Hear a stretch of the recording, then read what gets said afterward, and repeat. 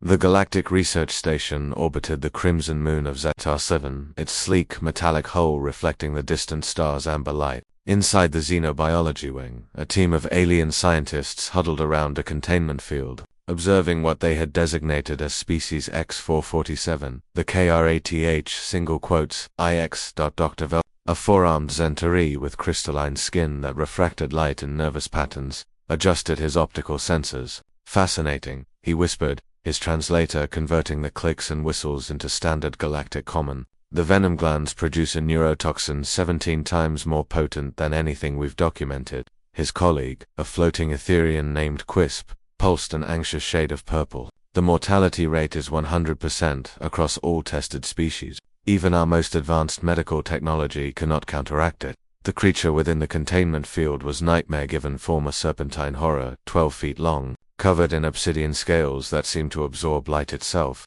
6 eyes gleamed with predatory intelligence, and its maw contained rows of retractable fangs that dripped with luminescent poison. Native to the jungle world of Krath, it was an apex predator that had never encountered anything capable of surviving its bite.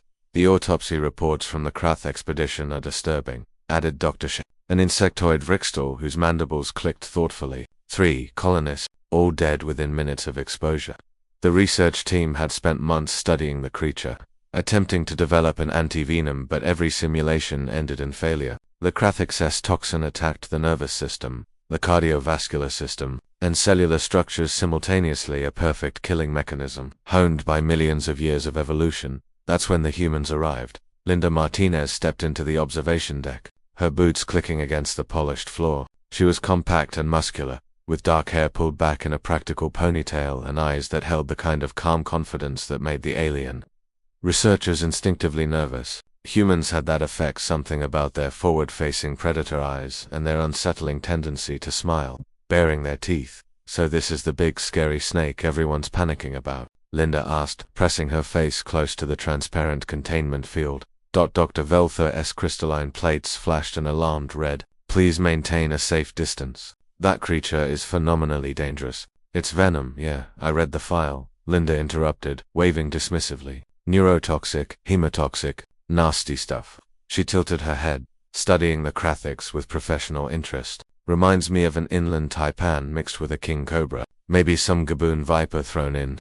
The aliens exchanged confused glances. Quirce floated closer, his bioluminescence flickering with curiosity. You recognize this creature? Not specifically, but we've got similar things on Earth. Venomous predators. Lots of them. Linda shrugged. My brother David actually specializes in them. Dr. Schenker's antennae quivered. Your planet has multiple species with similar lethality. Oh yeah. Snakes, spiders, jellyfish, octopi, fish, lizards, insects venoms. Pretty common back home. Linda pulled out her datapad, scrolling through images. Box jellyfish, blue-ringed octopus, Brazilian wandering spider, stonefish, cone, snails. Earth's kind of a death world, I guess. The research team fell silent, their various forms of body language all expressing the same emotion, horror. But how do your people survive? Velther asked weakly. Linda grinned that distinctly human expression that showed teeth. We adapt, learn, respect the danger, but don't let it stop us. My baby brother David, he's been working with venomous reptiles since he was 12. Got bit by a rattlesnake when he was 16, and he died. Quisp asked softly. What? No, we got him to a hospital, pumped him full of antivenom, and he was back handling snakes within a month. Linda laughed at their expressions. He's actually one of Earth's leading herpetologists now. Specializes in venom extraction and anti-venom development. Dr. Schenker's compound eyes focused intently. You're saying your species has developed countermeasures? For most of our native venomous species, yeah. Antivenoms work by introducing antibodies that neutralize the toxins. Linda looked back at the Krathix, which had begun to take notice of her. Its 6 eyes fixed on the human with predatory focus. David would love this thing. Impossible, Velther stated flatly. We've run every simulation. The Krathix venom is universally fatal. No biological immune response can have you tested it on human physiology. Linda interrupted. The silence stretched uncomfortably. No, Quisp admitted. Humans are new to the Galactic Council. We have limited data on your biology. And frankly, we assumed you would be as vulnerable as every other species. Linda's grin widened. You know what they say about assumptions. She tapped her I'm sending a message to David. He's going to want to see this. 3 weeks later, David Martinez arrived on the research station via transport shuttle. He was taller than his sister, lanky but strong, with the same dark hair and confident demeanor. He carried 2 large cases of specialized equipment and wore a shirt that read, "Trust me, I'm a herpologist." The alien researchers gathered nervously in the observation deck as David set up his equipment. "Beautiful specimen," David murmured, studying the Krathiks with genuine admiration. "The scale pattern suggests thermoregulation capabilities, and those fangs are hollow-bore injection systems. Evolutionary perfection. You understand this creature could kill you?" Dr. Velther asked, his crystalline body flashing anxious colors. David looked up, surprised. "Well, yeah, that's kind of the point. Respect the danger, understand it, and develop ways to coexist with it."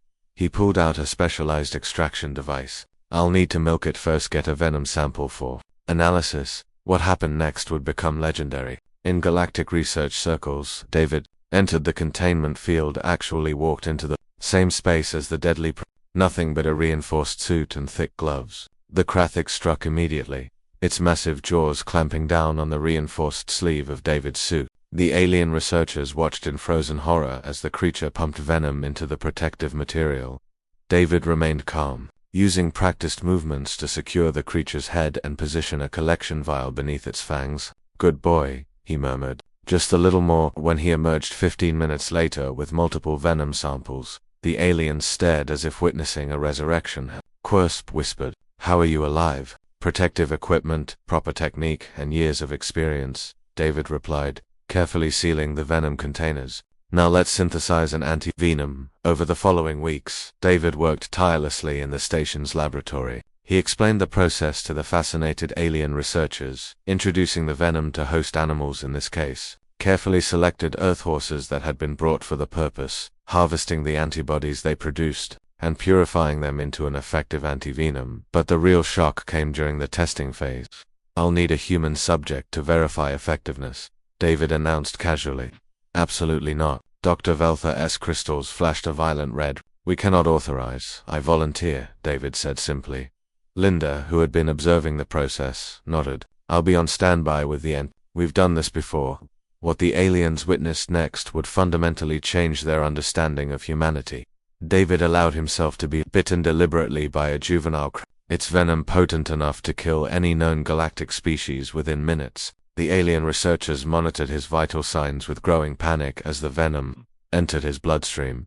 David remained conscious, documenting his symptoms with scientific precision even as his arm swelled and discolored. Significant localized tissue damage. Progressive neurotoxic symptoms, including muscle weakness and difficulty breathing, he narrated into a recorder. Pain, level 8 out of 10. Cardiovascular stress increasing. At the critical moment, Linda administered the antivenom. The effect was gradual but undeniable. David's vital signs stabilized. The swelling began to decrease. Within an hour, he was sitting up, pale and exhausted but alive. Within a day, he was back in the laboratory, refining the antivenom formula. Dr. Schenker approached David in the lab, mandibles clicking in what the translator recognized as profound respect. "You deliberately exposed yourself to lethal venom to test your creation. This is beyond our comprehension."